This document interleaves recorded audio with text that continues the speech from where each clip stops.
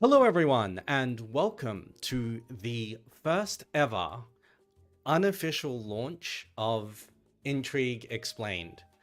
Today's incredibly beta episode is our. I mean, this isn't even an alpha test. This is like pre alpha. We are going to be attempting an entirely new show format here.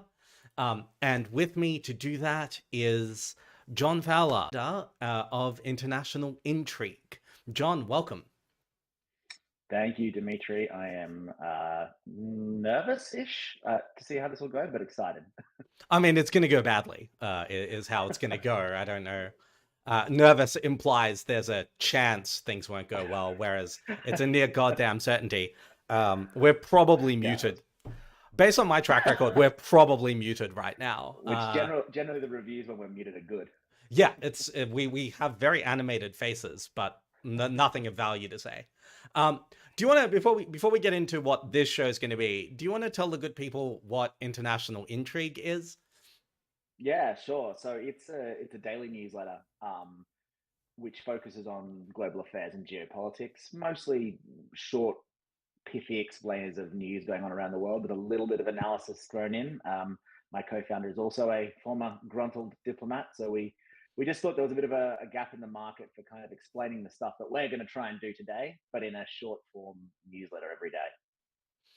So, International Intrigue hits your newsletter. It's a free newsletter. You should all sign up to. We'll be posting links in all of the appropriate places. But Yeah, but it's kind of about, you guys normally do about 4 or 5 stories a day. right. So it's yeah. So we try to cover one issue in a bit more depth, and we spin around a region each day of the week. So Latin America or Africa or whatever, and then a couple of other tidbits in there. I think the way that we've best described it is kind of like the Economist content Mhm. in a morning brew style.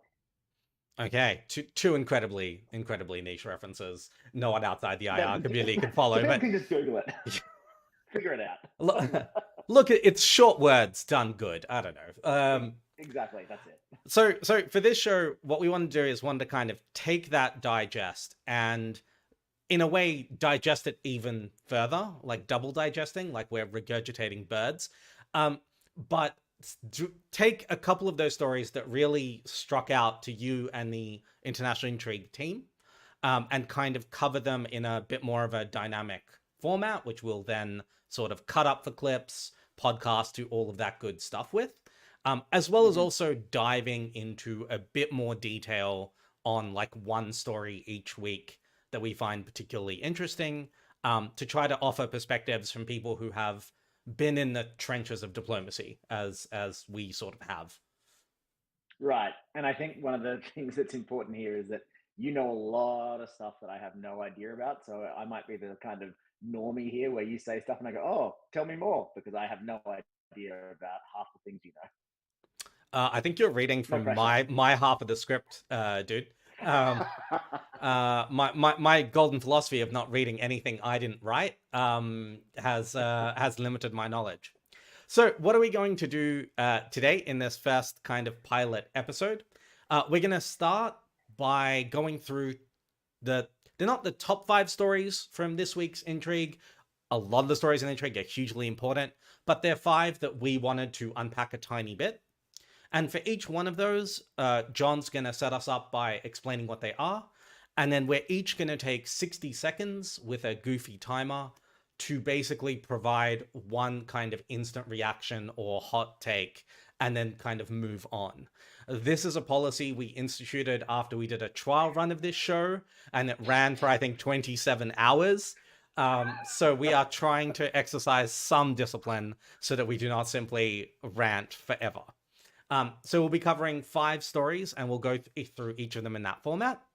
And then after we've gone through those 5 format and offered our hot takes for whatever they're worth, we're going to dive a little bit deeper into some of the recent stories coming out of the invasion of Ukraine. We're going to look at the retaking of Kherson. We're going to look at the missile that killed 2 Polish farmers and sort of the fallout from that. And we're going to look a little bit at today's news of the MH17 tribunal handing down its ruling. as well as John's going to walk us through some of the diplomatic developments in Ankara as sort of high-level officials meet. And then finally, assuming I haven't completely failed at moderation and we're not at like hour 7 by that point, we shamelessly solicited some questions from you on Twitter and Mastodon. We've picked a couple of those questions and we're going to do our best to answer them. We'll be trying to do that every week to make sure that in addition to the things that we find interesting, we're also addressing the things that you hopefully find a little bit interesting. And that's going to be our show. Once again, it's entirely possible we are incredibly muted right now. But based on the comments, we are audible, but John is very quiet, so I'm going to boost his level a bit. Oh, okay. No one's ever just start screaming. Yeah, I don't think anybody's ever accused you of being quiet in years at DFAT. I'm shocked. Yeah, would have been a very different career. Okay, so if you are ready, John, do you want to tee us off with our first story, Ethiopia-Tigray? Yeah, so this is the news a couple of weeks ago. I think it was early November that the Ethiopian government and the Tigrayan armed forces, the rebel forces in the north of Ethiopia, agreed to a peace treaty or at least a peace deal. They've been fighting for about 2 years in a civil war in Ethiopia, which has been incredibly deadly. So it's good news. And it was signed after about a week of African Union-led negotiations. So what are your thoughts on that, Dmitry? So if I'm going to give myself 60 seconds as promised. Go timer. The one thing that really jumped out at me about this story, apart from I can't believe we have good news to report. I don't know how to process that. But it's the role of the African Union here as sort of offering both good officers, which is a diplomatic term for where you provide a space where the two sides can meet and be supported in reaching a diplomatic conclusion, but also in kind of stepping up to leadership on the continent. It's been something the AU has been doing more and more and more. And I think having those solutions come from the African Union, assuming they hold, but even sort of temporary wins are good wins, is a fantastically positive step for the region. It puts leadership where it belongs, which is in neighboring countries, and it decreases the pressure on the UN. You nailed it. Nailed it. 60 seconds. I just lost a lot of money on some bets. All right. You think you're so good? Do you want to have a go? 60 seconds? Sure. I mean, all of what you just said is bang on, but I think whenever I see, particularly with the 2-year civil war ending quite abruptly, and it was quite a surprise. I think most people who were watching this didn't expect something to come through so quickly. So that always makes me go, why? What happened? And I think if you dig into the deal and you sort of read around it, it's pretty clear that the Tigrayan forces were at the end of their leash, as it were. They've run out of supplies. The humanitarian situation in the north of the country is a disaster. So while I think this is being pitched as a meeting of kind of equals coming to a peace agreement, it was much more of the Ethiopian government kind of winning, unfortunately, through sort of attrition, stalemate, and the kind of understanding that the humanitarian situation was out of control. Going forward, I think Ethiopia is going to absorb Tigray back into the country, but give it some concessions politically. Also 60 seconds, and that zero flashing is quite ominous. Yeah, it is a bit. Okay, so that was Ethiopia-Tigray. Do you want to set us up for the next one? TikTok and European user data. One of the things we're doing is trying to have a variety of stories in this little bit, and this one is about TikTok in Europe. So I think there was a news report, might have been in the Wall Street Journal a couple of weeks ago, again showing that TikTok can access European users' private data beginning in December, and it's quality, like to manage TikTok's quality performance. But obviously that has set a lot of governments running to the megaphones to denounce it. So yeah. And we can Okay. put links to these stories in the YouTube afterwards, just so you can kind of get some more context on the background if you're not aware of them. Uh, Absolutely. That's a good reminder. Before we do, so Intrigue collects sort of sources from almost everywhere, and we'll be sure to put them all up so that you can kind of dig deeper on your own. Okay, I can have a go at 60 seconds of reaction to that if I can get my Mm. timer going. Um, and I know this is kind of a lot of the focus has been on TikTok because of the link to Tencent and to link to China and people's security concerns. But I think there's a broader thing going on here, which is that a hugely booming area of trade is in trade in services and specifically trade in intermediate services. So having your medical notes, which are illegibly scribbled by a doctor, sent to a country where labor is cheap, but they speak the language of your hospital, having them transposed overnight and sent back in a digital format. That kind of stuff is incredibly lucrative, and it's a huge growth opportunity, and it's a huge saving opportunity for companies in more expensive markets. And that's without even getting into kind of algorithmic analytics and this other kind of stuff. And so there's going to be this constant tension of where does this happen and how do you balance privacy with the savings that come from that? Yeah, I mean, that's kind of what all these governments are so scared about with TikTok, isn't it? It's I mean, it's also the government behind TikTok is obviously China, and I've spent some time in China, and anybody who's spent time there knows that there is no such thing as kind of the hiving off of information from the Communist Party. So I think that's what people are scared of. Do you want to start my timer, or I'll just ramble? Mm, Timer started, go. There we go. Yeah, so I mean, I think the concern is everything you've just said there, but the people behind TikTok are a government that, you know, a lot of Western governments don't necessarily feel comfortable with. Um, I think the big question is, you know, we had that thing with Donald Trump in his last couple of years where he was looking to ban TikTok or at least force a sale to a US company. Big question is, as these kinds of revelations come out, you know, TikTok is abusing data, TikTok, you know, all those kinds of things that will inevitably come out. Let's be perfectly honest about that. Does TikTok get banned in any jurisdictions? I know that the US commentators on the US situation are kind of saying, well, I think the US government is just looking for an excuse to ban TikTok. This kind of maybe might be half of an excuse, kind of gets them closer to that.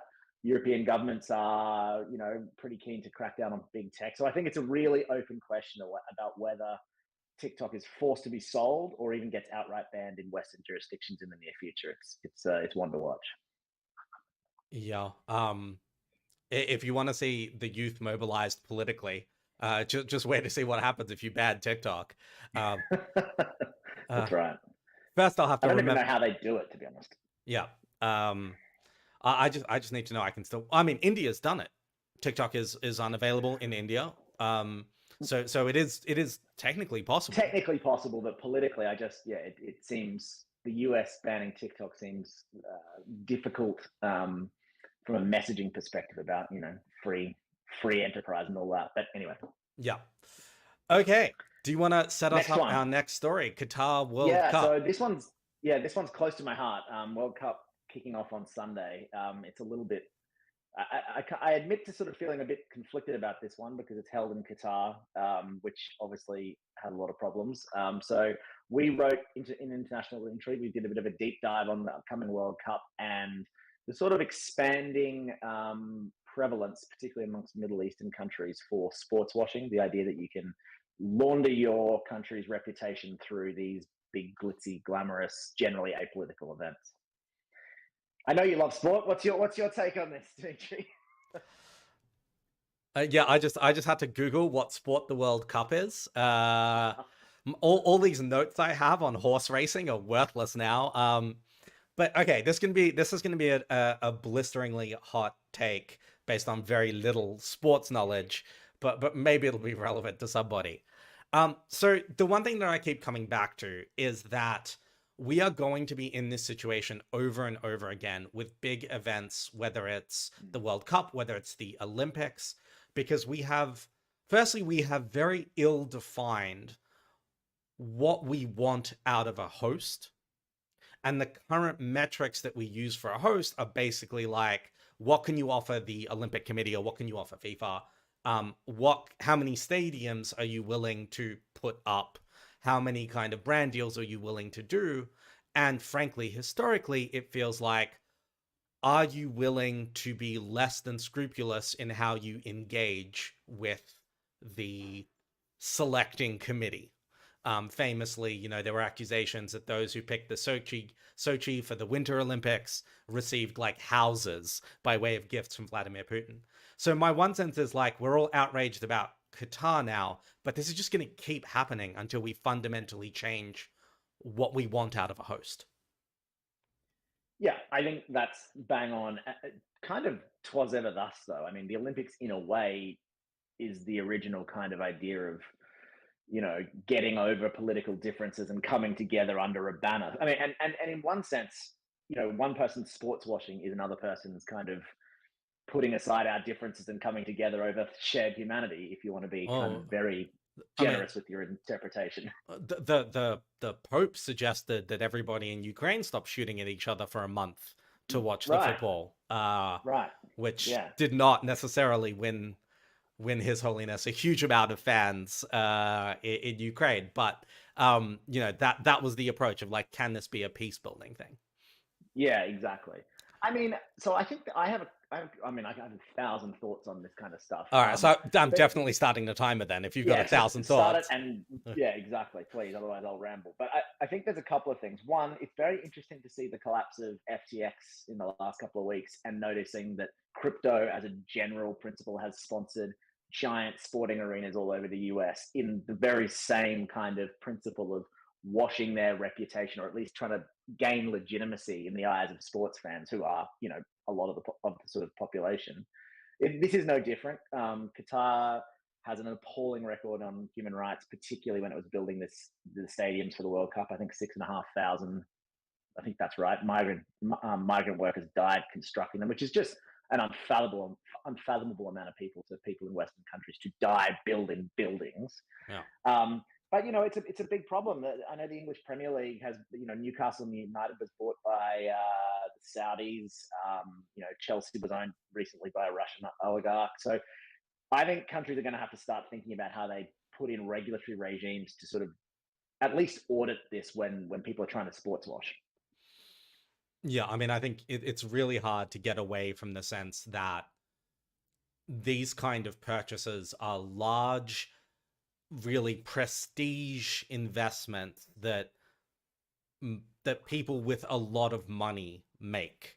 You know, whether it's FTX or whether it is, you know, Qatar, the Saudis, you're not always going to be completely comfortable with sort of how the money that makes that purchase happen was made. Yeah. I think it's just sort of something we have to, as you say, perhaps something for regulators to look at. But anytime you get regulators into the business of deciding who's moral enough to buy something, people get nervous too. So, well, that's true. I mean, they already do that in a lot of sports. You have fit and proper ownership tests. But yeah, I agree. It's a difficult question. I just need Elon Musk to buy all sports and kill them off so that I understand conversations again. I grew up in Australia, guys. You have no idea what it was like. I didn't know anything that was happening for like 23 years. I'm the real victim here, is I guess what I'm saying. All right. Speaking of real victims, our next story. Oh boy, that's a spicy take. The next story we're just we covered this 2 weeks ago, but I think it's really consequential for the Middle East, is Bibi Netanyahu's return to power in Israel. He was out of power for 17 months, and he has basically been the prime minister, I don't know, like, I think this is his 5th time or 4th time in power. So yeah, he has won with a very, very hard right coalition that will come and form government, and it is a huge development, I think, for the region. Okay. What 1 minute takes on the Levant. This always ends well for everybody's long-term political. I think no one will misinterpret what we say. Yep. Oh God. Okay, so just in 1 minute, I guess what I wanted to focus on is that the Israeli political system is effectively designed in such a way that it has, I don't know if tempted is the right word, but it has effectively drifted Bibi Netanyahu, who, okay, was never a dove. Sort of no one's going to confuse him with a woke progressive, especially on security issues. Um, but effectively, every time he has come to power and had to build a coalition, he has effectively had to find coalition partners further on the right. And every time he does that, Yeah. he effectively has to buy them off by aligning at least part of his approach and rhetoric with them. And while he's always had this kind of wink wink, like, okay, I'm not maybe exactly where my hardest right coalition members are, just by weight of numbers, they're pulling him to the further to the right. And that has big implications for Middle East peace, for the region, for the occupied territories, for everyone. Yeah, I mean, spot on. That's what stands out for me is like this is probably not great news for, the peace process. Two-state solution stuff, I think, is you know, uh, definitely set back by his return. Or yeah, you're right. What it's probably more accurate to say by the return of the coalition that he needed to win power, rather than him himself. Although, as you say, he's never been a dove. I think one interesting angle for this is the US have been quite strident in their language towards the Israelis about who takes up pretty key positions in the Israeli government when it gets formed.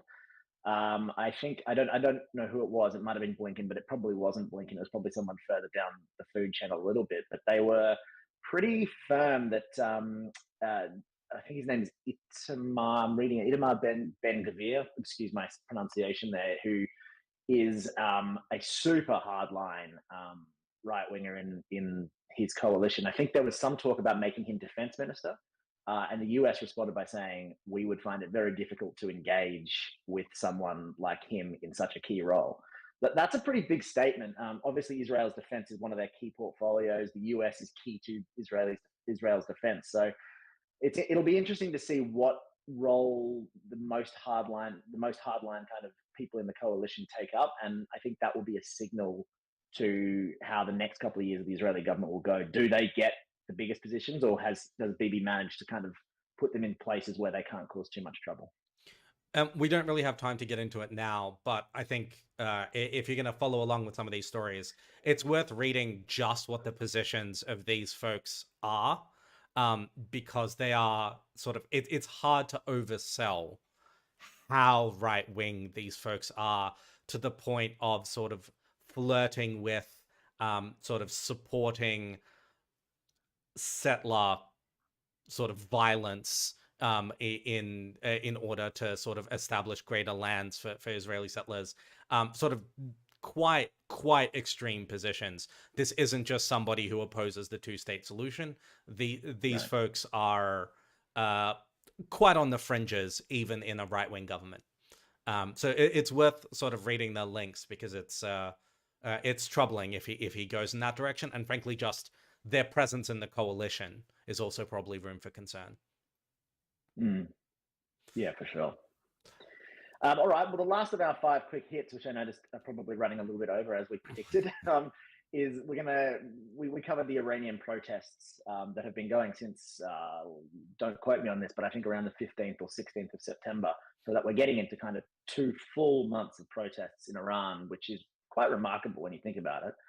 Um, but also the reports that the government has issued the first death sentence to a protester who was sentenced, I think, earlier this week, a 22-year-old named Masa Amini. So, yeah, what are your takes on the Iranian protest, the continuing Iranian protest? I mean, mm, first of all, there's no way to kind of get to the end of any sentence about this without just being blown away by the courage of the people taking to the streets. I'm Ukrainian, so sort of I'm heavily invested in Euromaidan, and this is sort of that same sense of we can no longer live like this, even in the face of brutality. That's incredibly moving. But I guess one specific thing I can think about is that how few options the international community really has here. Overt support, which many people have called for, there is a strong sense that that would give the regime license to declare the entire uprising a foreign construct and to crack down in ways even beyond what it's doing now. Sanctions, Iran is sanctioned in just about every way imaginable already. So there's just simply not too far more you can go there. And clandestine support seems like a dangerous road, and it's difficult to do. So one of the things that's really struck me about this is how everybody watching it from the outside, no matter their investment, the policy options are so incredibly limited. Yeah, I think that's a really important point to touch on. I don't have much more to add to it other than just sort of every time these protests, things like this in countries that we as Westerners sort of feel require or need liberalization, particularly around human rights. Every time these things kick off, whether it's in the Arab Spring, a decade ago, Russia when the war broke out in February, or China when anything happens, there is this really wishful thinking from a group of people about like, oh, this is it, like they're going to overthrow the government and blah blah blah. And when it sort of inevitably doesn't happen, or at least not inevitably, but when it most likely doesn't happen, there is this pushback about how we're not doing enough to help, or we're not, what can we do to help? And you laid it out perfectly there. There isn't a lot that you can do short of military action, which I don't think anybody thinks is a good idea. So I think there's two more things that sort of jump out to me, is just that they're still going on, which tells me that the Iranian government doesn't have a great handle on its domestic security position. So perhaps in as they sort of look to get a handle on the protests, they'll be pulling back their foreign adventurism a little bit, just because they can't do all the things at once. And clearly the Iranian government isn't as good, or is struggling more than it has in the past to get a handle on this stuff. Indeed, and the fact that it's happening in places where it has traditionally felt much more secure, right? Safe, sort of, yeah. Outside the capital, in some of these cities, in incredibly religious sort of part of the country, where traditionally they wouldn't have expected to see people on the streets. As you say, every time this kicks off, we think, aha, now peace and justice will reign. And I think it was on Jon Stewart's podcast that somebody said it's just incredibly hard to unseat the people with the guns. And at least for the moment, it feels like the Iranian government still has the guns, and still has 40 years of practicing how to use them and to put people in jail. I mean, I think they've arrested 15,000 people over the last 2 months, which that takes some infrastructure to be able to pull off. And they've handed down their first death sentence to a protester, which is sort of a turning point. I will say that a turning point in the Revolution of Dignity, Euromaidan, was when there was a sense among older people that the regime was killing their children, because the riot police were literally beating them to death on the streets. So I think the Iranian regime also has to tread carefully, and that overusing force can be just as sort of deadly to a regime as allowing these things to go on. But that's neither here nor there. And that's our 5 stories. Cheery note to end on, huh? Yeah. Really should have put that Qatar learning. Or just done a TikTok dance as part of, instead of doing a TikTok story. I don't know. Okay. One of the things we talked about before this was like, we want to try and make it a little like, energizing and lighthearted. And then you sit there and you look at the list of stories you have to go through, and you're like, well, I don't know how I'm going to do that. If International Intrigue just covered more like amusing pets, that would be, it could be an interesting new pivot for you folks. Okay, right, so did you want to take us to our main story? Yes. Ukraine. So Yeah, so we thought that would be, obviously the Ukraine war has been going since the late February. So in one sense, there's always news, and in another sense, there's not always a lot of new stuff. But I think the last week, 10 days, there has been some real updates in the news. And as you're going to be in charge of pronunciation of all the cities and whatnot, but they retook. How did you say it? Kherson. Kherson. Kherson. Okay, there You we just go. kind of have I'm to not even going to phlegm try. it. Yeah, I'm not even going to try to do that. So Ukraine obviously was remarkably triumphant coming back into that with relatively little resistance. I mean, the Russians kind of got pinned against the river there, and a bit of a chaotic extraction. We have the missile hitting Poland, as you said, on when was that, Tuesday? And then the news today about the MH17 tribunal in the Netherlands.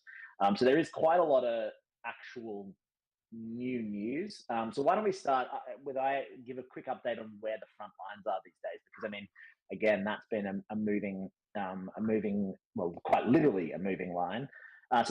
We've got the map up there, which shows the current situation, which is Crimea in the bottom in the black shaded portion.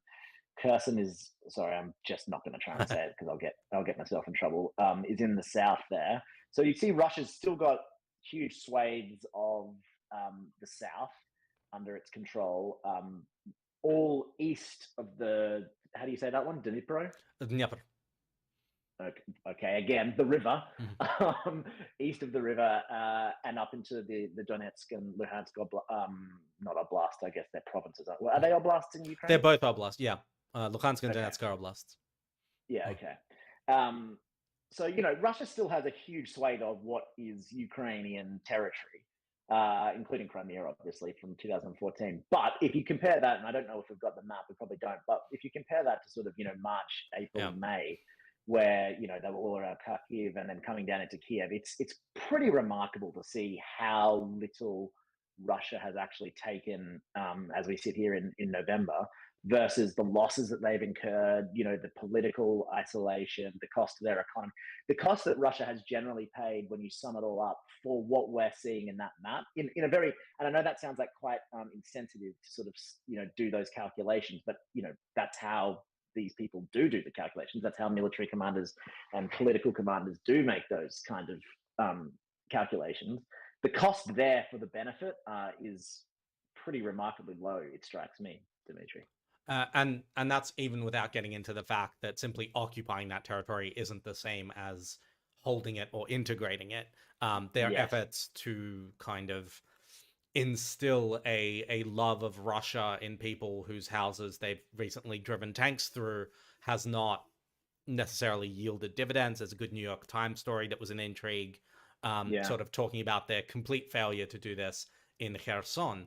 But I guess on the territory point, one thing I wanted to point out, just as an interesting thing, is that the way Ukraine has gone about taking these large population centers, when you contrast it to the Russian approach, the Ukrainian approach has been effectively attempts to encircle and use long-range HIMARS and Crabs and Caesars to knock out the supply lines and effectively force Russian troops to pull out of that territory by threatening them with a lack of supply and encirclement. And so by doing that, they've managed to avoid getting enmeshed in sort of battles Urban in this warfare, yeah. exactly battles in the suburbs of major cities. Kherson had a population close to 300,000 people. That's a big population center. You do not want to be going house to house fighting through that, and you certainly don't want to be doing it when the people whose houses you're shooting through are your citizens. Don't want you there. Yeah. Oh yeah, exactly, yeah. So it's been a really telling kind of a much more modern approach to urban warfare, a lot more special forces on the front lines, which minimizes casualties, versus, for example, the direct contrast is with how Russia and specifically the Wagner mercenaries are trying to take Bakhmut by effectively just throwing soldiers at the Ukrainian defenders over and over again in the hopes of wearing them down. And I think it's a really telling contrast, both kind of militarily and, I guess, ethically.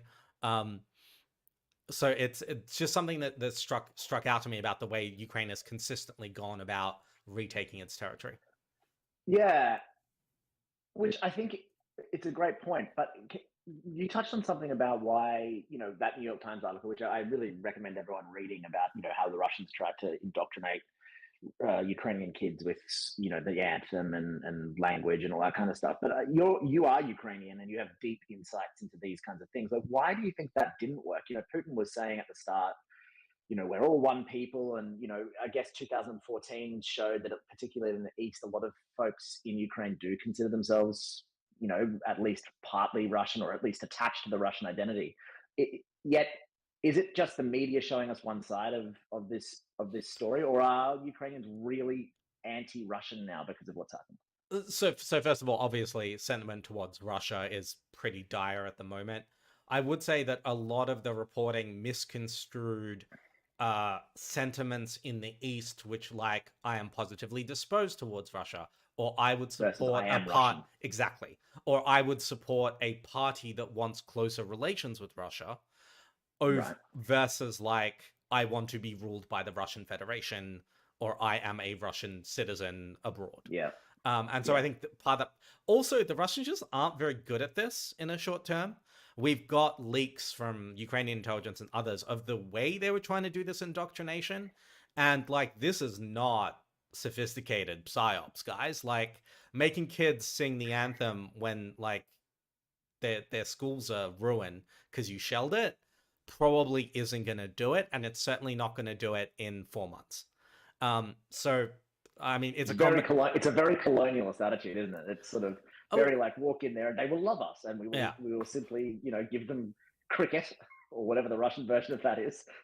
And the track record of colonialist regimes making anyone but their sort of chosen sort of local rajas like them is pretty bad.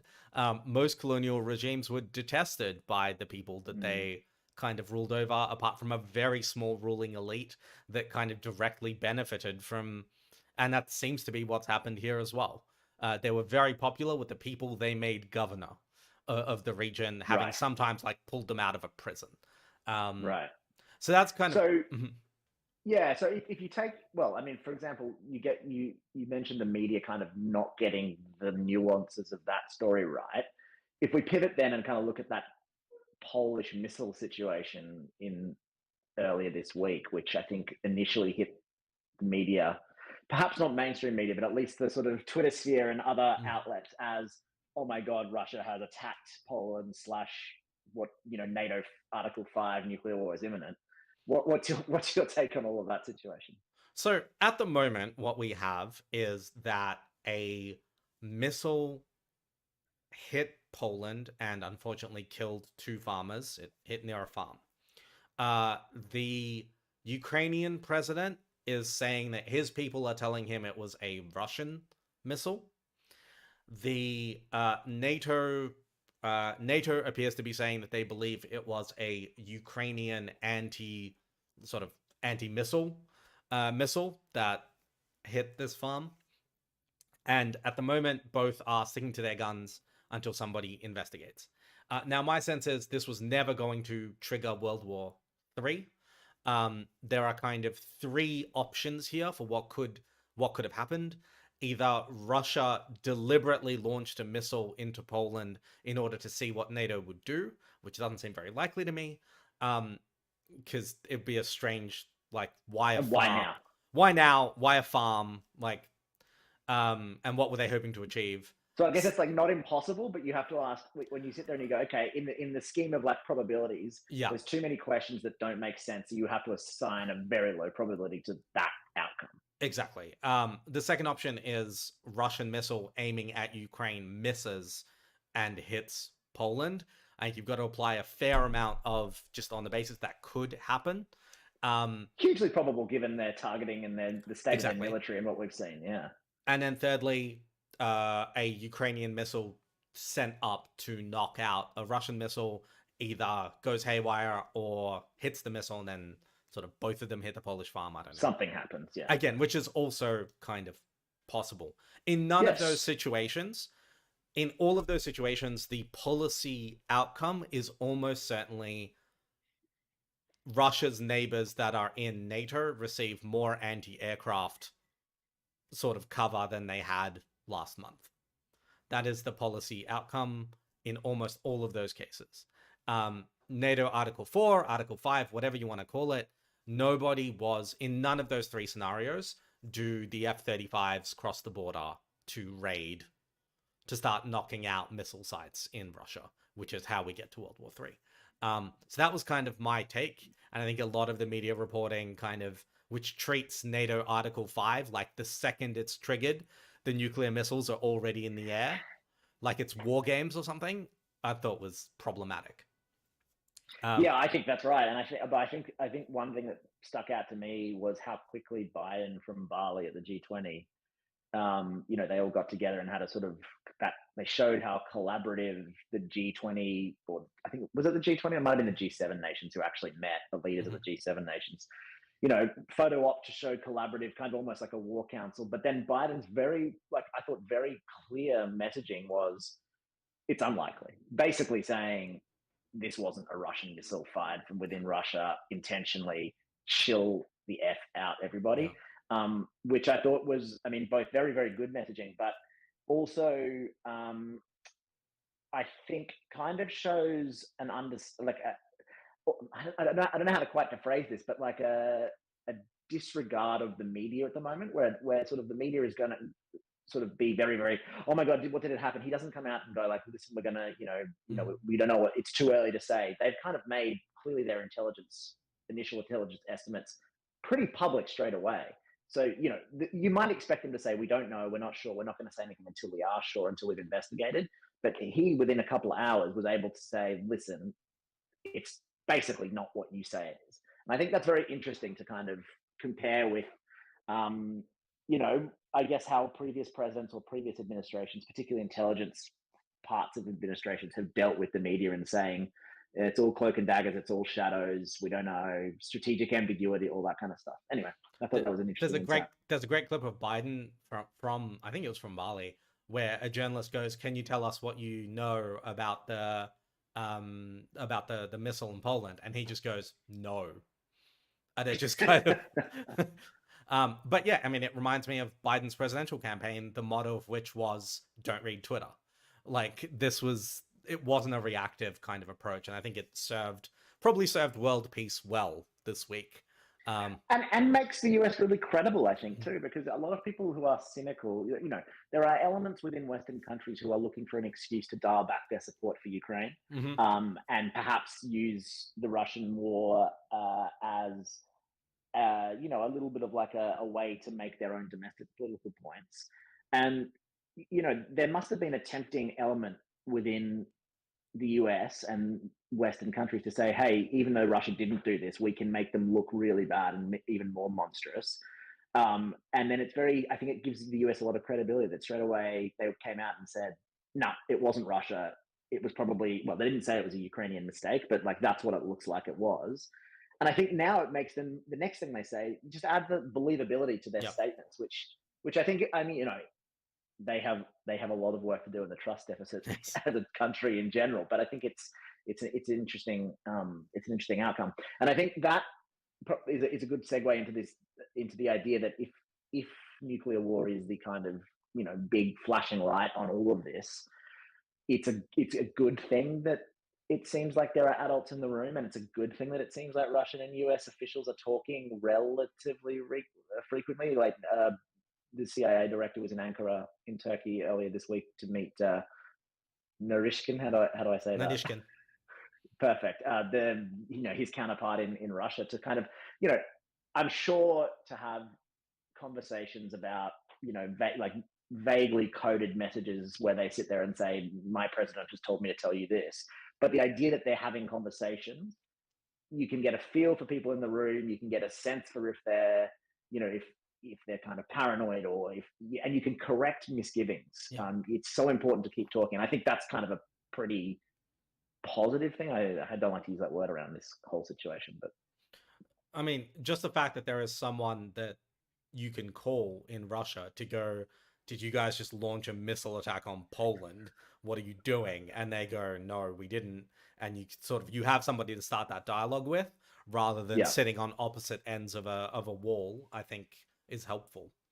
Um, yeah, I completely agree. in the interest of time, we might move to our Yes. questions from Twitter, and we're going to do sort of quick hits on these because I think all of them open up really big cans of worms. Might start with you, John. We had a question from was it Moonwalker.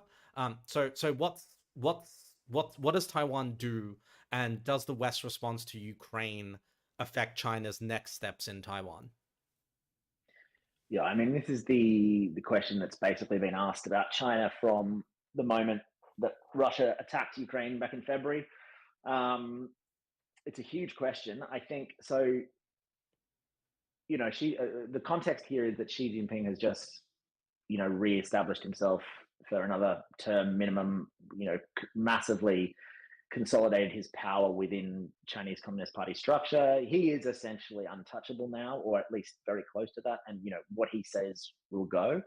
So that's the first bit of context. The second bit of context is that Taiwan, the reunification of Taiwan, which the Chinese Communist Party considers a runaway province, that is a non-negotiable for the Communist Party. It always has been, but under Xi Jinping, it's like the thing. He wants to bring it back to China as like the completion of his legacy. He's very into sort of these destiny. I think he sees himself as a man of destiny, and Taiwan would complete it. So that's the state of play. Is that Taiwan is super important. Xi Jinping wants it, and Xi Jinping can do whatever he wants within China. Obviously, the US is involved insofar as they don't want that to happen. I think there was some interesting kind of rumors / reports floating around, which I think the genesis of was actually US naval intelligence, like officially, but just saying that there's this window that the Chinese have decided on between now and 2027 to retake Taiwan because they estimate that that's when they'll be able to take Taiwan. I think there was a good point made by someone where it's like it's not about China defeating America at war; it's about relative strength in that region. And I think this report from the US thinks that China thinks that they will be ahead of the US in Taiwan until 2027. So you have this window of opportunity for China to retake Taiwan.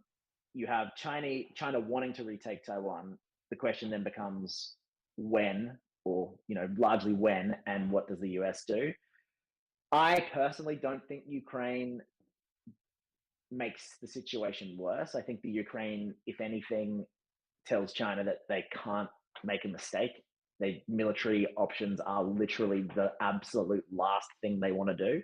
So I think in a way it makes the chances of a Taiwan war a little less likely.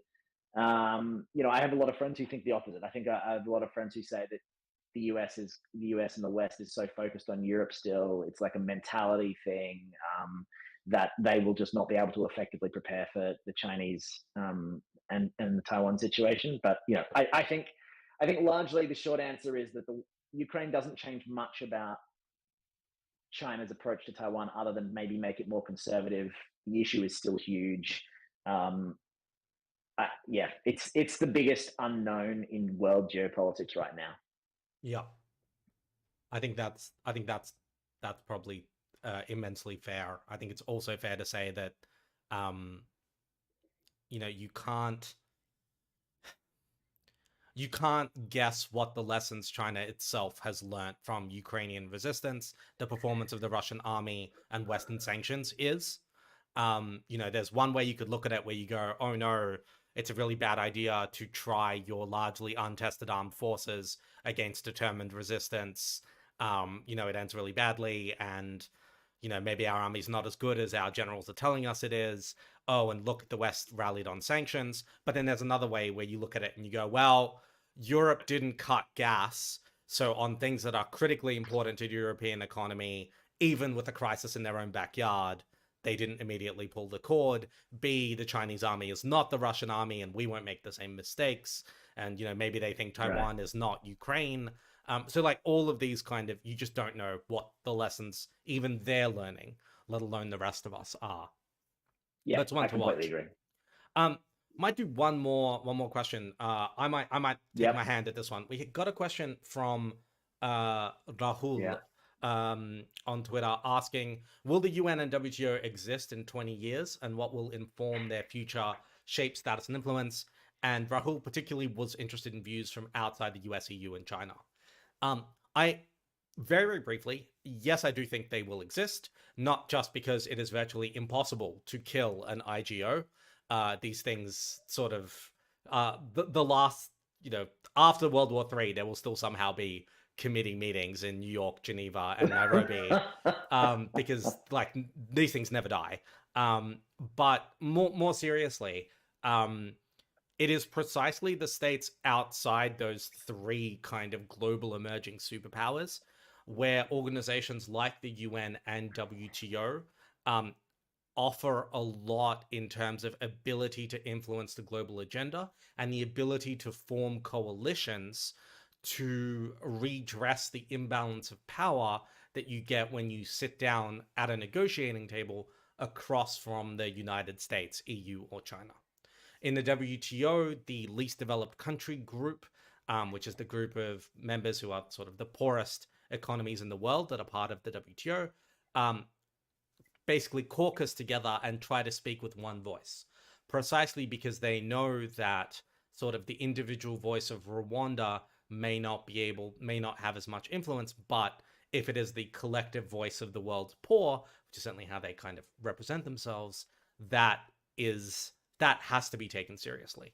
And the WTO, through its consensus mechanism, the UN, through its mechanisms where you have to vote, and where every vote counts, kind of give those members a greater ability to influence global affairs than they would have in its absence. Yeah. So I think they are going to be champions of it to an extent, while still having immense frustrations with both organizations.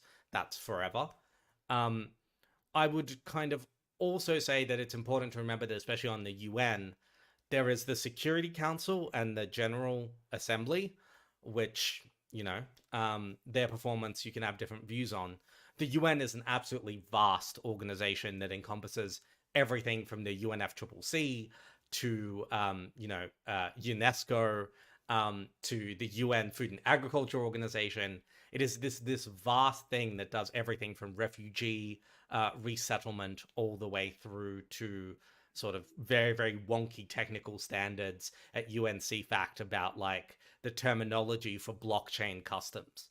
And so it's this vast thing that even if the General Council and Security Council completely loses relevance, the UN as a sort of global level, IGO right? At the working level will continue to be relevant, especially to those countries outside the US, EU, and China, where they do a lot of their work. Yeah, I couldn't agree more, and I'm no expert on that stuff. I would just add two things, and one is that, I think a lot of people say that it's China and Russia and perhaps, some of the other, maybe Brazil and some of the other countries that are trying to challenge that, liberal world order or the Bretton Woods architecture or whatever you want to call the sort of multilateral architecture of the world. I think the reality is that none of those countries or the people who lead those countries want global anarchy and instability. They want to change the balance of power within these organizations so that they can control them / influence them and, decrease US influence over them. But I don't think, China definitely wants global architecture to run the world. It just wants to be in charge, or at least be very, very influential within it. They don't want to burn it down. Yeah, and I think outside of another Trump presidency, that is where the US is at as well, despite all of their frustrations with individual elements. That's certainly where the EU is at. The EU is never happier than when it is in a complex bureaucracy with multi-level decision making. Like God, like they'd build 5 more if they could. So the big players are also probably not going to smash the system, which means these things will probably limp on. And I look forward to all of the clips of, hey, this you, or this aged well, when like the whole thing blows up in 6 months. Yeah, in 6 months when Geneva no longer hosts anything. Do you know what? If the UN and WTO and all that comes crashing down within 6 months, I will take the tweets because we've got bigger problems. Yeah, at that point. Well, maybe you do. I rely a lot on these guys for work, so uh, my problems will be very acute. Uh, but that kind of brings us to the end of our show. Only 10 minutes overtime, and not the 8 That's a hours we win. suspected. That is a win. We can take that home. Thank you so much, everybody who tuned in and put up with this slightly experimental approach. Hopefully, we were not so obnoxious as to turn you off us forever. As we said, we will be putting the links to a lot of the sort of main articles we relied on to build today's show below in the YouTube description.